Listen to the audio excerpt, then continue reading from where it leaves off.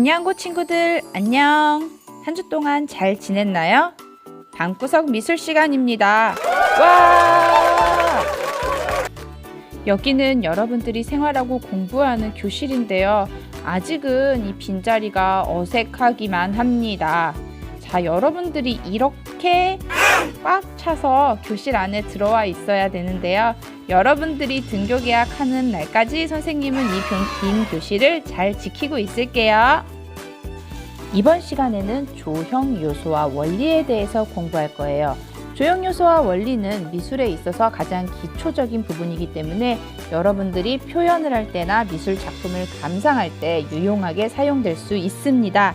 자, 그럼 이번 시간 집중해서 열심히 듣도록 하고요. 힘차게 출발해 볼게요. 조형 요소와 원리, 미술의 언어. 조형 언어를 알면 미술이 보인다. 조형 요소와 원리. 여러분들은 어떻게 타인과 의사소통을 하나요? 우리나라 사람들은 우리나라의 언어로, 각 나라의 사람들은 각 나라의 고유의 언어를 통해서 타인과 의사소통을 할 거예요. 그런데 여러분, 미술에도 언어라는 것이 있다는 것 혹시 알고 있나요? 미술의 언어를 조형 언어라고 이야기를 하고요. 이 조형 언어에는 조형 요소라는 것이 있고 또한 조형 원리라는 것이 있습니다. 조형 요소와 원리를 잘 이용하면은요, 미술 작품을 통해서 타인에게 나의 감정을 전달할 수도 있고요. 혹은 다른 작품을 보면서 그 작가가 이야기하고자 하는 메시지를 전달을 받을 수도 있습니다. 그래서 조형 요소와 원리는 작품을 이루는 언어이자 구성의 문법과도 같습니다. 이는 표현하고자 하는 내용과 주제를요 타인에게 효과적으로 전달을 하고 보는 사람이 어떠한 느낌, 미적 감흥을 느끼게끔 하는 방법이 되는 거죠. 1. 조형 요소. 조형 요소는 작품을 이루는 시각 언어입니다. 그래서 점, 선, 면, 공간, 질감, 색 등이 있는데요. 이것은 우리가 언어를 사용할 때 기역, 니은, 디귿, 가나다라와 같이 최소의 단위로서 이러한 조형 요소들이 모여서 하나의 메시지를 만들 수 있습니다. 그러면 조형 요소의 기본 단위에는 어떤 것이 있는지 함께 살펴볼까요? 조형 요소의 첫 번째, 점이 있습니다. 점이란 기하학적 의미로는 어떤 지점이나 위치, 자리 등을 나타냅니다. 자, 백색의 종이에다가 점을 하나를 딱 찍어. 그러면은 거기에 시선이 가지. 그럼 거기에 위치를 나타내기도 하고 자리를 나타내기도 하죠. 또한 점이라는 것은요, 어떤 것을 그리거나 만들기 시작할 때 최소의 단위의 요소로서 시작이 됩니다. 조형 요소 중 점을 이용을 해서 작품을 만든 작가를 함께 살펴보도록 하겠습니다. 맨 왼쪽에 점을 찍어서 풍경화를 그린 것 보이죠? 이 작품을 만든 작가는 시냐크라는 사람이고요. 이 사람은 신인상주의자들 중에 한 명입니다. 신인상주의자들은요, 캔버스에 무수히 많은 점들을 찍어서 견고한 형태와 색채를 나타내려고 했죠. 이러한 방법을 점묘법이라고 이야기합니다. 잊지 마세요. 자, 두 번째, 오른쪽 위쪽에 수묵화 보이나요? 이 작품은 중국의 화가인 미불이라는 사람이 그린 그림입니다. 이렇게 점을 찍어서 산수화를 그린 것을 미점산수라고 합니다. 동양이나 서양에서 둘 다 이렇게 점이라는 조형 요소를 이용을 해서 그림을 그렸네요. 오른쪽 아래편에 보면은 노란색 호박에 점을 무수히 많이 찍어서 만든 조형물 볼 수 있죠. 이 작품은 일본의 쿠사마 야요이라는 여성 작가가 제작한 작품입니다. 이 작가는요, 이렇게 점을 많이 찍어서 작품을 만드는 것으로 유명한데요. 조형의 최소의 단위인 점을 이용해서 이렇게 개성 있는 작품을 만드는 것 보니까요, 굉장히 신선하고 괜찮죠. 자, 이렇게 동양, 서양, 현대에서까지 이르기까지 조형 요소 점을 이용을 해서 각자 표현하려고 했던 바는 다르지만 이렇게 점을 이용한 작품들을 우리가 볼 수가 있네요. 두 번째 조형 요소, 선입니다. 자, 선은요, 점과 점이 있는데요. 이 점과 점을 함께 이으면 뭐가 되죠? 선이 되죠. 그래서 선은 이렇게 직선이 있을 수도 있고요. 곡선, 비스듬히 긋는 사선, 수직선, 수평선, 평행선, 형태를 따서 만드는 윤곽선 등 다양한 선이 존재하죠. 선은요, 점이 지나간 궤적, 그래서 점의 연속적인 이동이며 방향을 가지는 것이라고 정의할 수 있습니다. 자, 그래서 선은 형태를 표현하는 중요한 수단이며 선은 감정을 지니고 있습니다. 선이 감정을 지니고 있다고? 얘들아, 생각을 해봐. 선에 힘을 빼고 긋고 힘을 꽉 쪄서 긋고 선을 마구잡이로 형태를 막 헝클어뜨려서 막 긋고 낙서하듯이 쫙쫙, 혹은 선을 빠르게 긋고 천천히 긋고 등등 선이 가지고 있는 것들을 통해서 감정을 느낄 수가 있다고. 그래서 직선은요, 가장 간결한 형태로 나타낼 수 있고요. 사선을 긋는 것들은 불안정, 균형이 깨진 것들, 산만한 운동 같은 것들을 나타낼 수 있습니다. 곡선을 유연하게 긋는 것은요, 일정한 자연현상 같은 것들, 운동성 같은 것들을 암시하기도 하죠. 그래서 그어진 선을 통해서 우리는 감정이 이입이 된 상태에서 윤곽 이상의 것들을 충분히 체감하고 느낄 수 있다는 거죠. 이렇게 선을 어떻게 긋느냐에 따라서 우리가 느낄 수 있는 표현의 방법, 수단이 될 수가 있는 겁니다. 조형 요소 중 선을 이용해서 제작된 작품 함께 살펴보도록 할게요. 왼쪽에 먹으로다가 드로잉된 이 작품은요, 우리나라 작가 이상좌라는 사람이 그림으로 그린 것입니다. 이것은요, 이제 선묘로다가 그림을 그린 건데요. 이 사람의 어떤 가지고 있는 필력들이 굉장히 잘 보이죠. 선을 이용을 해서 이렇게 드로잉을 했습니다. 우리도 어떤 작품 같은 것들을 구상했을 때 스케치를 하잖아. 그럼 스케치는 뭘로다가 해? 먼저 색칠을 하지 않잖아. 선을 통해서 하잖아. 그래서 선이라는 것은요, 자신의 작품을 만드는 아이디어를 만들 수 있는 도구가 되고요. 또 수단이 되는 거죠. 오른쪽에 보이는 이 작품은요, 브네라는 조형가가 만든 작품인데요. 이 작품은 어디 있냐면은 서울대 그 정문을 통해서 이렇게 쭉 들어가다 보면은 잔디밭이 이렇게 크게 있어. 잔디밭에 요 조형물이 있습니다. 이 작품은요, 이렇게 드넓은 잔디밭 위에 마치 그 드로잉을 하듯이, 공간에 드로잉을 하듯이 선으로다, 곡선으로다 이렇게 표현이 되어 있는데요. 자, 얘들아, 이 작품의 소재가 되는 것은 뭐니? 강철이야, 강철. 철로 만든 거잖아. 근데 철이라는 것은 단단하고 딱딱하고 아주 냉정하고 이런 느낌을 가지고 있죠. 그런데 이런 강철을 통해서 커다란 자연 환경에 인간이 만든 어떤 인공적인 강철을 통해서 공간에 드로잉을 해놓은 것이 굉장히 인상적이어 보이더라고. 자, 이렇게 선을 통해서 작품을 제작할 수가 있는 거죠. 자, 세 번째 조형 요소 중에 면이 있습니다. 면은 공간에 이렇게 채워 넣은 것이죠. 면은 선이 확장된 연장선상에서 2차원적인 특성이 있죠. 그래서 선과 선들이 무수하게 많이 쌓이게 되면 그게 뭐가 돼? 면이 되죠. 그래서 면의 결합들이 이루어지면은 어떻게 되죠? 입체물이 되는 거죠. 그래서 면은요, 입체를 이루는 기본 요소가 되며 2차원적인 특성을 가지고 있습니다. 자, 조형 요소 중 면에 해당하는 작품 함께 살펴보도록 할게요. 왼쪽에 이 그림 아는 친구들 굉장히 많이 있는데요. 피에트 몬드리안이라는 사람의 작품입니다. 보니까 직선, 그리고 빨간색, 파란색, 노란색, 검정색으로 이루어져 있고요. 그다음에 커다란 면들이 어떻게 분할되어서 쪼개져 있는지에 대한 구성으로 작품이 제작되어 있죠. 이 피에트 몬드리안이라는 사람은요, 세상을 어떻게 하면 가장 완벽하게 구현할 수 있을까라는 고민을 하면서 이 작품을 만들었다고 하는데요. 그런 게 좀 느껴지나요? 안 느껴지나요? 어렵죠? 그쵸? 자, 오른쪽 작품은요, 우리들이 다 알고 있는 천재화가라고 일컬어지는 피카소의 작품입니다. 작품명은요, 우는 여인이라는 작품인데요. 보니까요, 우는 여인의 어떤 슬픈 마음이 좀 느껴지나요? 이 작품이 왜 면이냐, 왜 면이라는 조형 요소가 들어가 있는 것이냐 궁금해하는 친구들이 많이 있을 거예요. 근데 이 작품 보면은요, 한 시점에서 바라본 게 아니라 왼쪽에서 본 시점, 오른쪽에서 본 시점, 뭐 다양한 시점에서 이런 다양한 시점에서 본 것들을 함께 조합을 해서 한 화면에 나타냈죠. 그래서 조형 요소 중에 면이라는 것이 적용되었다라고 할 수가 있습니다. 그래서 우리가 물체를 볼 때 한 곳에서 서서 다른 곳을 바라보는 일정한 시점에서 바라보잖아.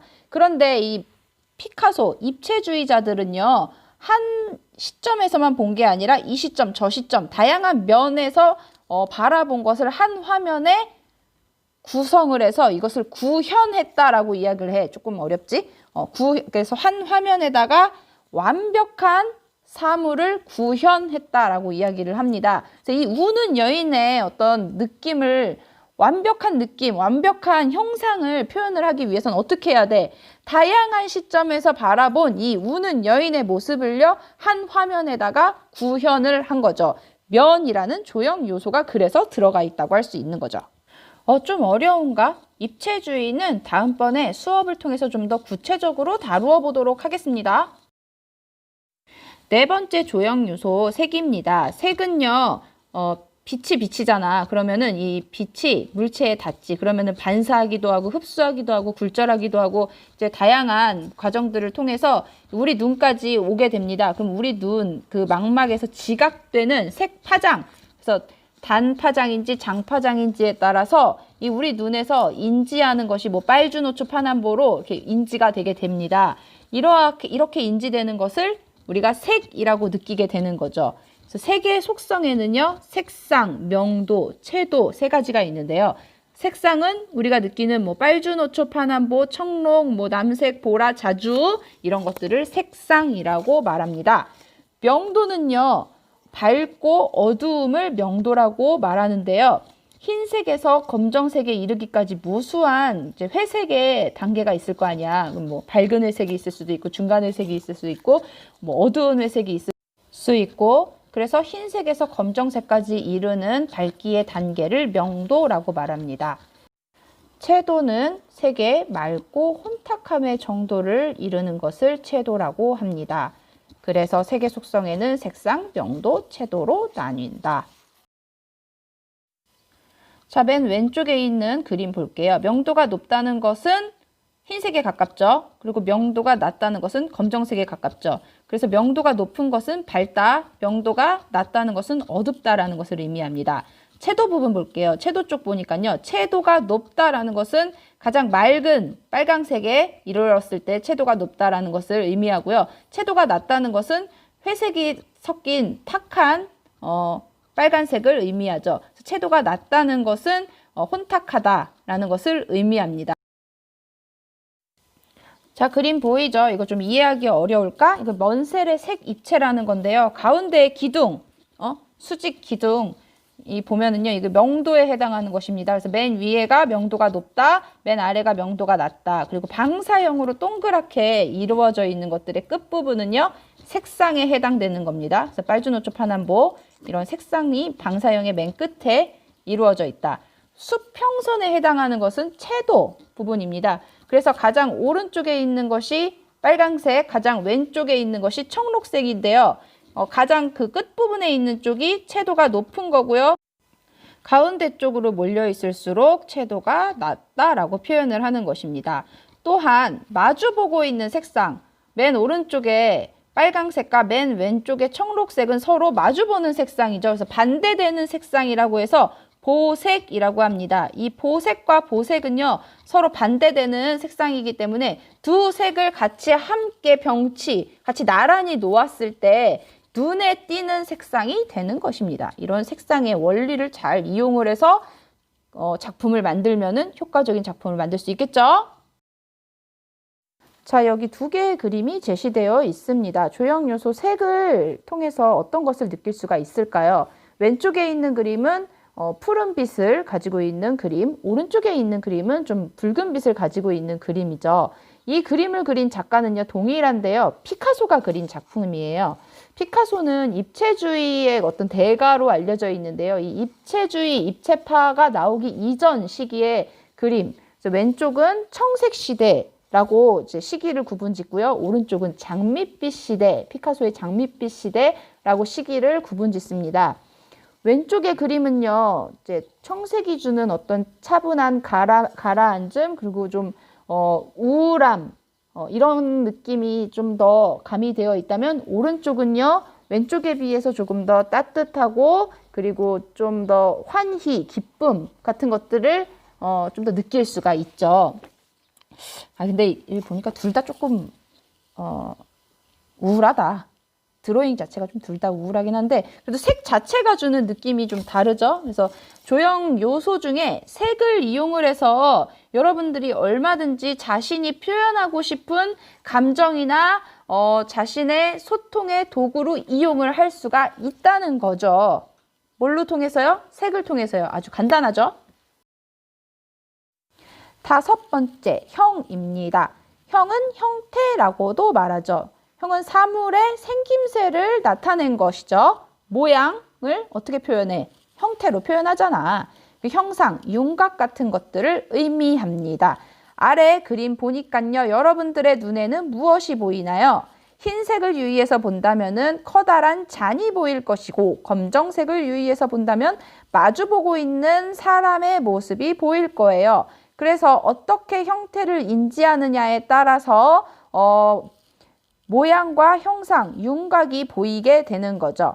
형태를 이용을 해서 조형 요소로 여러분들이 원하는 어떤 소통의 수단이 될 수가 있다. 6번째, 명암입니다. 명암이란 밝음과 어둠을 의미합니다. 아까 색에서 우리가 명도에 대해서 얘기했잖아요. 이제 명도는 색의 요소이고, 명암은 밝고 어두움을 의미하는 거죠.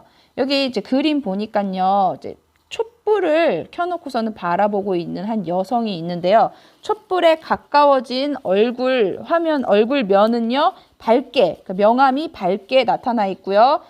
머리 뒤통수 부분, 빛이 닿지 않는 부분은요, 명암이 어둡게 표현되어 있죠. 이 그림은요, 바로크 시대의 라트로라는 사람이 그린 그림입니다. 바로크 시대에는요, 이제 명도의 차이를 이용을 해서 그린 그림들이 굉장히 많아. 그래서 명암을 통해서 여러분들이 어떻게 표현하느냐에 따라 여러분들이 전달하고자 하는, 그러니까 소통하고자 하는 조형의 언어로 사용될 수가 있습니다. 7번째, 질감입니다. 질감은요, 표면의 재질감을 일컫습니다. 그래서 이렇게 손으로 만졌을 때 우리가 부드러운 것, 거칠은 것, 울퉁불퉁한 것, 뭐 이런 것들을 나타낼 수가 있잖아. 근데 이게 손으로 만져서만 알 수 있는 것이 아니라 눈으로 봤을 때도 우리가 촉감을 느낄 수가 있단 말이지. 그게 바로 질감이라는 것입니다. 왼쪽 아래에 보이는 이 작품은요, 우리나라 화가인데요. 박수근이라는 작가의 작품입니다.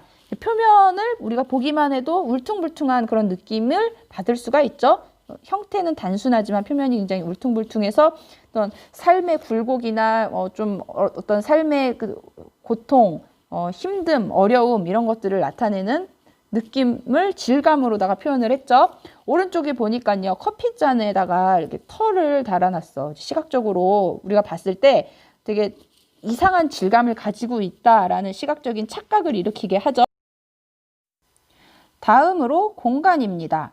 우리가 조형예술에서 공간이라는 것은요, 이제 화면의 깊이를 의미해요. 그래서 깊이를 우리가 눈으로 느낄 수가 있는 거야. 어떻게?